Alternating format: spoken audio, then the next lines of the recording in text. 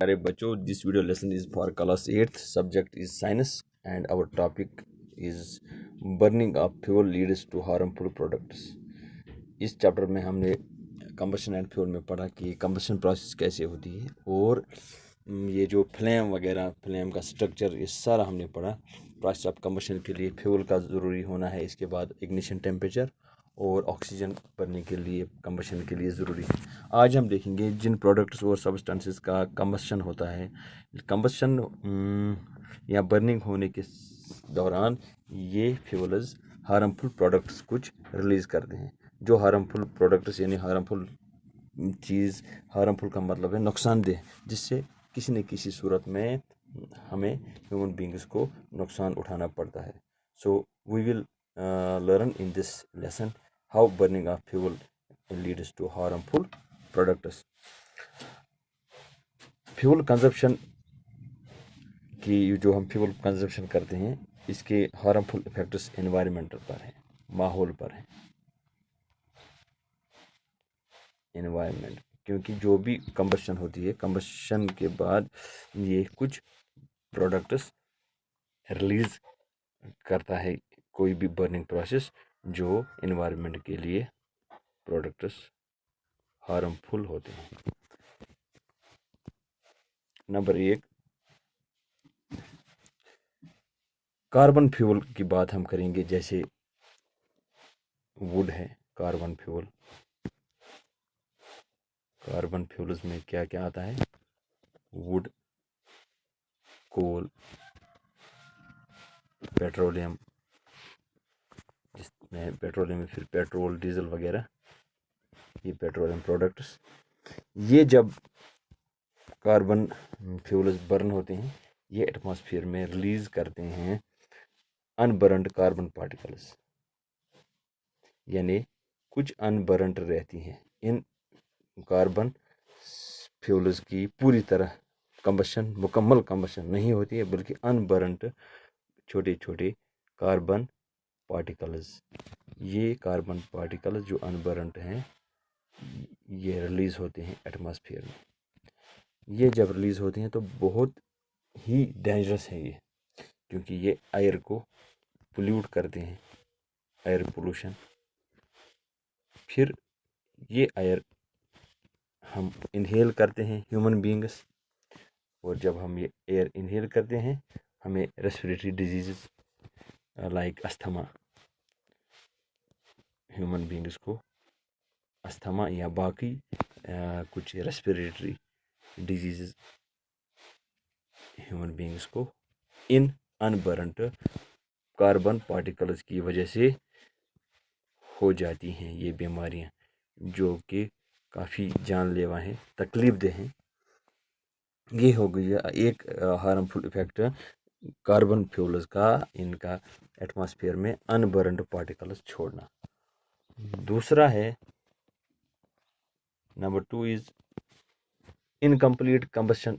जिस तरह मैंने कहा, अनबर्न्ड पार्टिकल्स रहते हैं। जो भी इनकम्प्लीट कंबशन होगी, कुछ फ्यूल्स तो पूरी तरह नहीं जलते हैं, इनकम्प्लीट कंबशन। तो इनकम्प्लीट कंबशन के दौरान ये फ्यूल्स हैं, they produce carbon monoxide, carbon monoxide, जो कि बड़ा जहरीला है, बहुत ही जहरीली गैस है ये carbon monoxide. Okay, it is very poisonous gas. तो इसलिए अगर हम किसी कमरे में, क्लोज्ड रूम में अनबर्न्ड फ्यूल रखेंगे या कोल रखेंगे अनबर्न्ड, तो उससे,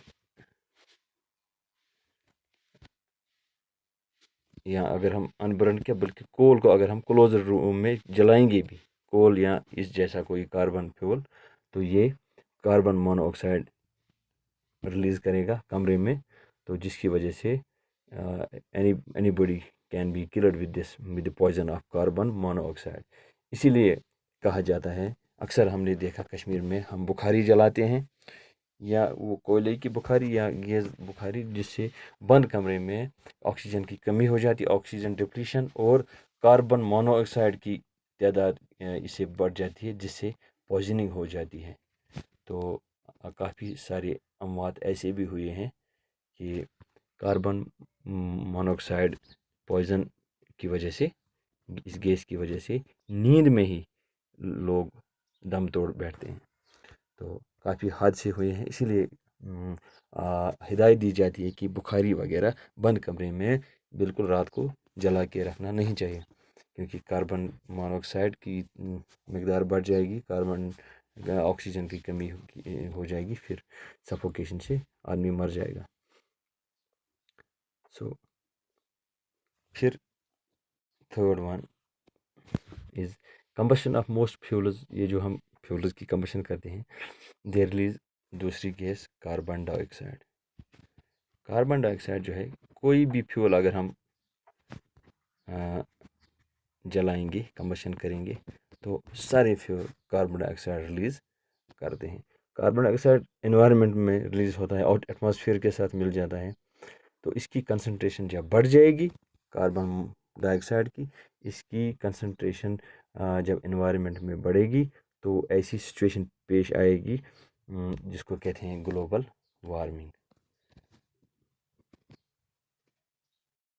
ग्लोबल वार्मिंग याद रखें, ये ग्लोबल वार्मिंग कार्बन डाइऑक्साइड की मकदार एनवायरनमेंट में बढ़ने से हो जाती है। कैसी हो जाती है ये ग्लोबल वार्मिंग? ये जब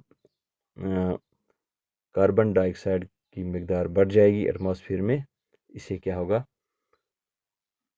इससे टेम्परेचर राइज हो जाएगा, एटमॉस्फेरिक टेम्परेचर विल राइज। तो टेम्परेचर अर्थ के एटमॉस्फेयर पर टेम्परेचर बढ़ने से ये जो पोलर ग्लेशियर्स हैं, जो भी ग्लेशियर्स हैं खासकर पोलर रीजन्स में तो ज़्यादा ही है, ये मेल्ट हो जाएंगे। तो ये जब मेल्ट होंगी तो कोस्टल रीजन्स, जहाँ जहाँ पर जो एरिया लो लेइंग एरिया खासकर कोस्टल एरियाज में है, तो वहाँ क्या फ्लड आ जाएगा।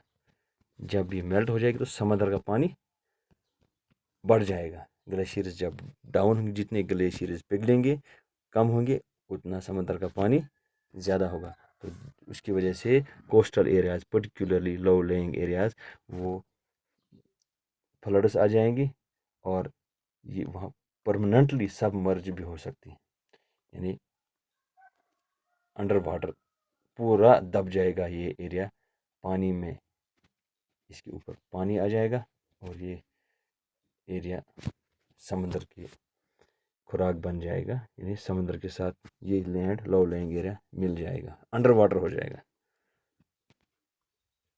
अंडर वाटर हो जाएगा, जिससे बस्तियों की बस्तियाँ तबाह हो जाएंगी, इंसान का वहाँ रहना मुमकिन नहीं होगा। और चौथी बात, what is the harmful effect, fourth effect, burning of coal और डीजल। जो भी हम अक्सर कोल और डीजल ये फ्यूल जलाते हैं, तो ये दो कोल और फ्यूल एक गैस रिलीज करते हैं, इसका नाम है सल्फर डाइऑक्साइड। याद रखें, कोल और डीजल सल्फर डाइऑक्साइड रिलीज करता है, सल्फर डाइऑक्साइड गैस। ये एक्सट्रीमली सफोकेटिंग गैस है, सल्फर डाइऑक्साइड, सफोकेटिंग और कोरोसिव है। कोरोसिव का मतलब है मेटल्स को ख़त्म कर देता है। जो भी मेटल है, इस गैस से एटमॉस्फेयर में जब भी गैस बढ़ जाएगा तो मेटल जो भी होगा वहाँ पर इसको ख़त्म करेगा।